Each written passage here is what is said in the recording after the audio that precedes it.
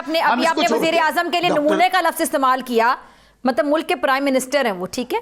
उसके बाद अभी अदलिया पे आप खुल के तनकीद कर रहे हैं, अभी आप अदलिया पे खुल के तनकीद कर रहे हैं, तौहीन अदालत की भी कोई बात आपको कोई खौफ नहीं है। उसके बाद आपने कहा जानवर का खून लगा के रिपोर्टें तैयार कर देंगी नवाज शरीफ साहब की जानिब से, नून लीग की हुकूमत है। उसके बाद आप आजाद भी फिर रहे हैं, तो इट मीन्स कि इतना भी कोई माहौल खराब नहीं जितना आप लोग कह रहे हैं।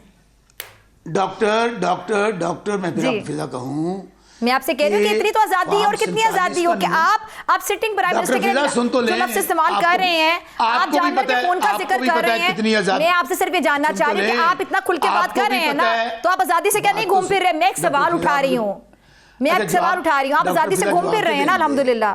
डॉक्टर फिजा सवाल चुके हैं तो जवाब तो ले लें। डॉक्टर फिजा ऐसे तो ना करो।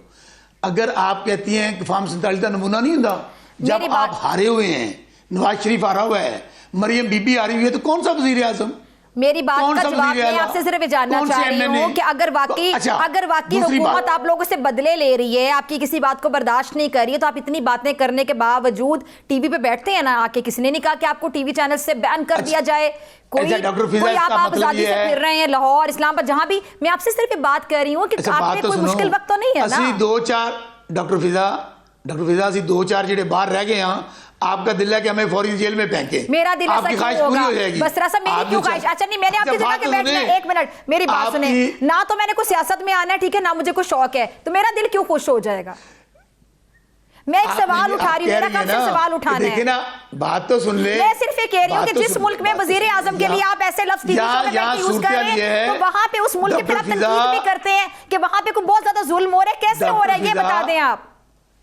डॉक्टर फिजा, मुझे ये लग रहा है कि मैं मेजबान हूं और आप मेहमान। आप जाके 40 मिनट के बाद जब प्रोग्राम खत्म होने के मराहिल में है ना, तब जाके मैंने इस तरह बोलना शुरू किया है। बसरा साहब देखिए, मैं आपका बड़ा रिगार्ड करती हूँ, ये बात आपको पता है। एक मिनट, मुझे ये चीज समझ नहीं आ रही। बात की जा रही, मेरी जवाब तो ले लें। आप होता ये है कि जब मेरे घर पे रेड होता है ना, जानवर के खून वाली बात जरा दोबारा बता दे। आप कौन से जानवर के खून की रिपोर्ट? वो भी बता देता हूं। अच्छा बताएं। आपने कहा ना शौकत बसरा को क्यों नहीं पकड़ा जा रहा? जब शौकत बसरा, मेरा सवाल ये नहीं था कि आपको क्यों नहीं पकड़ा जा रहा। नाम के पकड़े जाने से मुझे कोई फायदा होने वाला नुकसान। मैं सिर्फ सवाल पूछी कि आजादी है ना आपको बात करने की, आजादी से बात कर रहे हैं ना। डॉक्टर फिजा, आपको भी पता है, आपको जितनी आजादी है उतनी हमें आजादी है। हमें पता है कितनी आजादी है, क्या सूरत हाल है, हर किसी को पता है पाकिस्तान में इस वक्त। सर आप इस तरह के लफ्ज़ इस्तेमाल कर रहे हैं, आप जानवर के खून पता नहीं कौन सी रिपोर्टों का जिक्र कर रहे हैं, उस हुकूमत के बारे में जो भी हुकूमत में नून लीग के बारे में आप आजाद फिर, और मैं क्या बात करूं? आपका मीडिया, आपकी अदालतें, आपकी पार्लियामेंट। रही बात, मैं जो बार बार आपको कह रहा हूं कि इस वक्त डॉक्टर फिजा सूरत हाल ये है कि मुल्क आपका कंगाल हो रहा है, इन्वेस्टमेंट आ नहीं रही है, 80 से 90 लोग मुल्क बाहर छोड़कर बाहर भाग चुके हैं। स्टूडेंट्स जाते हैं, उनको रोक लिया जाता है। आप मुझे बताएं, वर्ल्ड बैंक कह रहे हैं कि 50% आपके लोग गुर्बत की सतह से नीचे जिंदगी गुजार रहे हैं। दूसरी सूरत हाल, जब मुल्क में इंसाफ नहीं होगा, इंसाफ का निज़ाम ख़त्म कर दिया जाएगा, तो कोई यहाँ पे ना इन्वेस्टमेंट करेगा, ना मुल्क आपका आगे जाएगा। आज आप देख लें, 3 साल हो गए हैं। चलिए, अब उसामा साहब से मैं आपकी बातों का जवाब कैदी नंबर 804 के खौफ से, इमरान खान के खौफ से, चले ये बात बिल्कुल पता कर लिया गया है। अच्छा मेरी बात सुने, एक मिनट। एक मुसामा साहब, ये देखिए, अभी बसरा साहब ने एक बड़ा इल्जाम लगा दिया। उन्होंने कहा कि जो नवाज शरीफ साहब को जब हमने बाहर जाने दिया था, वो कह रहे थे बाहर चले गए थे। मैंने कहा आपकी हुकूमत क्यों जाने दिया? उन्होंने कहा कि जी पता नहीं रिपोर्टें ऐसी आ जाती थी और कुछ जानवरों का खून लगा के भेज दिया जाता था। कि क्या बात कर रहे थे वो? आपकी नॉलेज में बात है? देखिए जी, बड़ा अफसोस हुआ मुझे, शौकत बसरा साहब जैसे सीनियर बंदे ने इतनी बिलो द बेल्ट के खून। हुकूमत हमारी थी, हुकूमत किसकी थी, डॉक्टर किसके थे, रिपोर्ट्स किसने चेक करनी थी?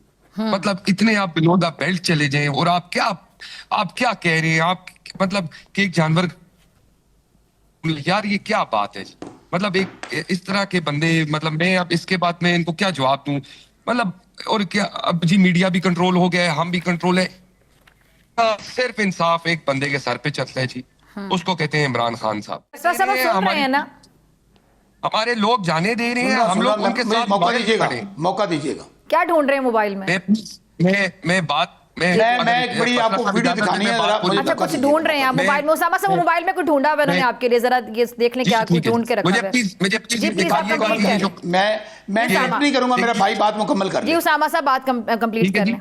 मतलब कि हमें प्लीज इस मुल्क के लिए खुदा का वास्ता है सिंसियर होकर सोचना पड़ेगा। हमारे 50 लोग आपने अंदर कर दिए, आप क्या कुछ करते रहे, कैसी बातें करते हैं। आज आप ऐसे बात करते हैं जैसे कभी कुछ किया ही नहीं था आपने। आप लोगों ने इधर, आप आज भी साद रफीक साहब की स्पीच उठा ले, आज भी जरदारी साहब की स्पीच उठा ले, वो आपको कहते रहे कि ये आपने भुगतना पड़ेगा। इमरान खान साहब ने अमेरिका में खड़े होकर कहा मैं जाके उतार दूंगा वो एसी या कूलर जो लगा हुआ है। कैसी बातें करते हैं आपको। हमने तो आज तक, हमारे प्राइम मिनिस्टर ने आपको कोई सख्त बात नहीं की, उन्हें हमेशा आपको जोड़ने की। अभी भी हमारे स्पीकर साहब आपको कह रहे हैं कि आके बैठ के बात करें। चलें ठीक है, चलें कंवर साहब इन बातों का हल क्या है मैं इसका जवाब आपसे लूंगी, लेकिन पहले बसरा साहब ने कोई मोबाइल में कुछ चीज ढूंढी हुई है वो शेयर करना चाह। जी बसरा साहब क्या निकाला है मोबाइल में? वीडियो थोड़ी सी नीचे हो गई। अभी मुझे भाषण दे रहे थे ना उसामा भाई कि जी देखें बिलो दी बेल्ट गुफ्तगू कर रहे हैं। मैंने तो भाई हकायक की बात की है। अगर बात गुफ्तगू सुननी है ना तो आप जिस लीडर के फॉलोअर हैं ना नवाज शरीफ, वो है जिसने जहाज से बेनजीर भुट्टो साहबा की तस्वीर गिराई थी। आप वो लोग हैं जो ऑडियोज और वीडियोस का धंधा करते हैं। आपकी वो पार्टी है। अभी मैं मरियम बीबी की आपको गुफ्तगू सुना देता हूं कि जो उन्होंने इमरान खान साहब के मुतल्लिक गुफ्तगू, मुझे वीडियो मिल नहीं रही, वो मेरे पास मौजूद थी, मैं वो ढूंढ रहा था। उन्होंने ऐसी बातें कही हैं कि जो रिपोर्ट नहीं की जा सकती। इसलिए हमें भाषण देने से पहले ना आपको अपने हालात चेक करने चाहिए कि ये वही मरियम बीबिया जो कहती थी कि मेरे पास ऐसी वीडियोज और ऑडियोज हैं, अब मजबूर ना करें कि मैं वो चला दूं। और नवाज शरीफ, मैं बार बार कह रहा हूं, छोड़ दें बातों को। अच्छा बसरा साहब वैसे मेरी रिक्वेस्ट है, मैं सबसे रिक्वेस्ट करती हूँ कि बेनजीर भुट्टो साहिब इस दुनिया में मौजूद नहीं है, जो दुनिया से चला गया ना उसको, वो शहीद है हमारी। देखें उनके बारे में, वो जो अगर जो बातें अगर माजी का कोई हिस्सा भी है ना, तो मेरे ख्याल से दुनिया से चला गया है, उसको साइड पे कर दिया जाए। मतलब उन बातों को ना दोहराया जाए। मेरी जाती राय है। उनको करवट सुने बहुत अच्छी बात की आपने। अल्लाह ताला शहीद भुट्टो साहबा को करवट जन्नत में जगह दे, शहीद जुल्फिकार अली भुट्टो को दे। मैं तो आपको सिर्फ ये बताने लगा हूं, जब ये भाषण दे रहे थे ना कि जी ऐसी बातें करते हैं, तो मैं तो सिर्फ आप इनका चेहरा दिखाया है। पाकिस्तान में करप्शन हो, लूटमार हो, इखलाकियात की तबाही हो, गाली गलोच हो, उस सर की सब की जो तमगा जाता है, जो अवार्ड जाता है, जो मेडल जाता है, वो नून लीग को जाता है। आप देख लीजिए कि यहाँ पे चले कंवर साहब मेरे ख्याल से यहाँ पे बिल्कुल न्यूट्रल हैं। ठीक है, अब मैं उनसे जरा कमेंट ले लेती हूँ। कंवर साहब इन चीज़ों का आपको हल क्या नजर आता है? आपने पहले बड़ी नपी तुली बड़ी एक अच्छी बात की। आपने कहा कि जी दोनों पार्टियों को नुकसान होता है, जब इधर से ईंट मारी जाती है उधर से ईंट का जवाब पत्थर से दिया जाता है, दोनों पार्टियों को नुकसान होता है। इनको बड़ी कोई मयारी गुफ्तगू करनी चाहिए मुल्क की मईशत के हवाले से, मुल्क को आगे कैसे लेकर जाना है। जिस तरह हम अमेंडमेंट्स की बात करते हैं तो हमारे यहाँ हेल्थ सेक्टर कैसे बेहतर हो सकता है, एजुकेशन सेक्टर कैसे बेहतर हो सकता है, इकॉनमी कैसे बेहतर हो सकती है, बाहर से इन्वेस्टर्स आके पैसा कैसे लगाएं, हम अपनी इकॉनमी को कैसे बेहतर कर सकते हैं, जॉब सेक्टर कैसे बेहतर हो सकता है। जितने भी नौजवान पढ़ लिख के डिग्रीज लेकर आते हैं लेकिन अक्सर जॉब नहीं मिल रही होती, उनको बड़ी मायूसी उनमें पाई जाती है। ये सब चीज़ें बेहतर करनी चाहिए, इस पर बात होनी चाहिए। आपका लास्ट कमेंट। जी ये बात बिल्कुल सही बात है। मुख्तसर मैं कहूंगा, मुख्तसर में एक कमेटी बना लें तो ये सारे लोग बैठकर एक अपना रास्ता निकालें। आखिर हम तफहीम मुज़ाकरात के बगैर बात नहीं बन रही। अपने बयान देने से तो बातें भड़कती हैं। जैसे कि जुल्फिकार अली भुट्टो साहब जैसे आदमी, इतने इंतहाई अग्रेसिव आदमी, इनकलाबी आदमी, वो भी आवाम के सामने सरेंडर हो गए थे। डॉक्टर साहब अभी कमर दिल शाह साहब ने कहा ना, बाकी को तो छोड़ देना, हम तो कहते हैं इल्जाम लगाते हैं। IMF ने कहा है कि इन 2 सालों में 5300 अरब की लूट मार और करप्शन की है इस जाली हुकूमत ने। आप मुझे बताइए कि अगर इतना बड़ा इल्जाम है तो कौन से लोग इन्होंने अभी तक पकड़े हैं जिन्होंने ये करप्शन की है, लूट मार की है? कोई 100 अरब नहीं, कोई 200 अरब नहीं, कोई 1000 नहीं, 4 नहीं, 5300 अरब।